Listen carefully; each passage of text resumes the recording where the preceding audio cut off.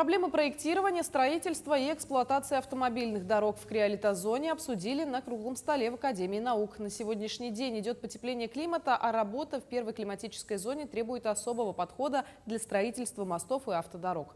С прошлого года установлены 4 мерзлотных поста на дорогах Вилюй и Колыма. Управление дорог Вилюй совместно с Институтом мерзлотоведения проводит мониторинг состояния дорожного полотна для того, чтобы внести изменения в существующие технологические процессы при строительстве дорог. Дело в том, что вот хотим мы или не хотим, Якутия вся где-то 90% расположена в зоне многолетних мерзлых грунтов.